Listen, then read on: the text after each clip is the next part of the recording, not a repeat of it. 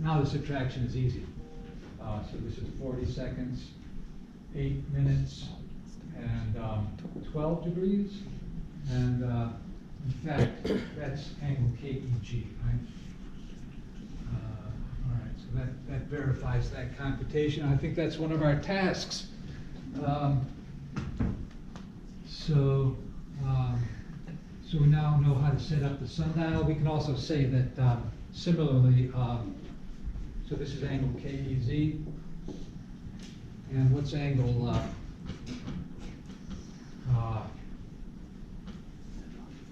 guess I want NEG. That's a positive angle. That's going to be 30 degrees plus 23 degrees, 51 minutes, and 20 seconds, right? So that's going to be 36, 59, huh? 51 and 20. Written in our sexagesimal notation like so, right? Yeah, so that's NEG. Okay, so what does Ptolemy mean in the first sentence? The arc between the solstices? Where would you find that here?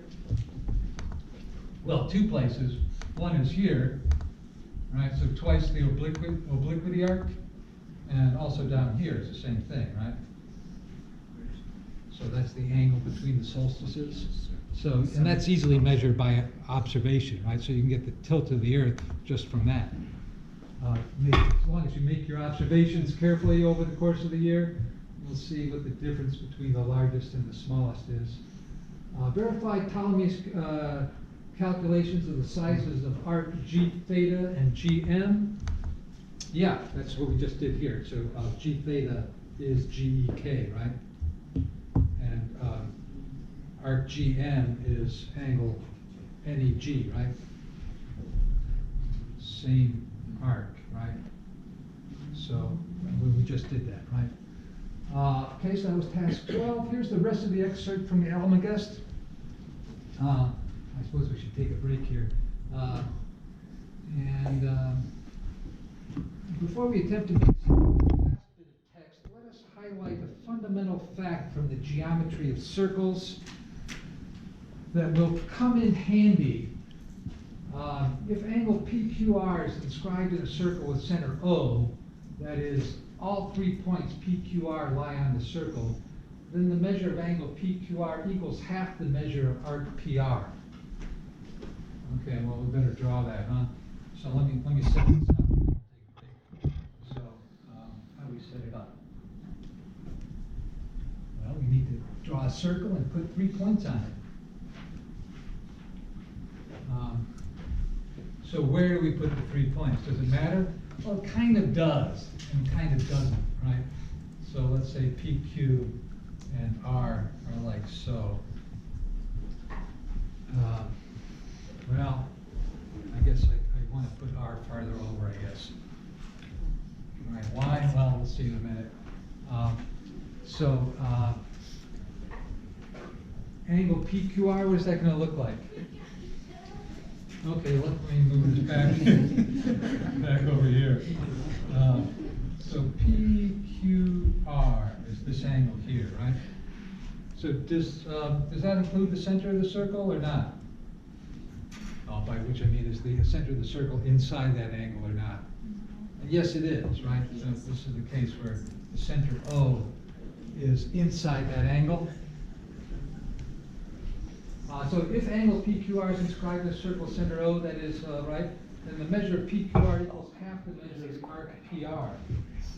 Oh, and I haven't really drawn PR properly. Let's put the center here. So here's PR.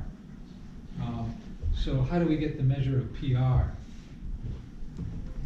Okay, well, we draw this as the central angle, right? So that angle POR is the measure of arc PR. So PR, the arc, is measured in degrees as the angle POR, right? The central angle subtended by the arc PR, right? And it's a fairly large angle here, right? Looks like about 160 degrees maybe, right? which obviously you can drive different ways. So that's our theorem that we want to prove, or equivalently the central angle POR, right? Yeah.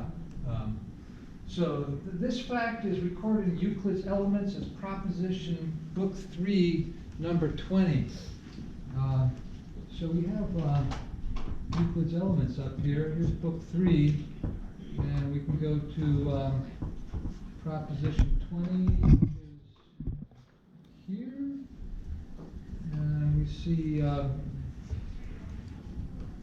that's 29. Somehow I misread 20. Here, okay. If in a circle the angle at the center is double the angle at the circumference when the angles have the same circumference as a base. Yeah, so that's what that's saying. Right? So we'd like to prove that. The key to proving it, I believe, is to break it up into two pieces.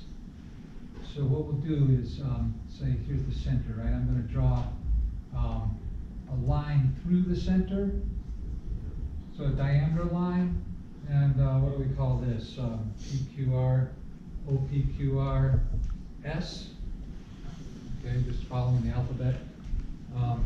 So we can see that, so our lemma will be that this angle here is half of that angle there, right? So the central angle, so PS, the arc PS is equal to angle POS, and our claim is that that's twice angle PQS.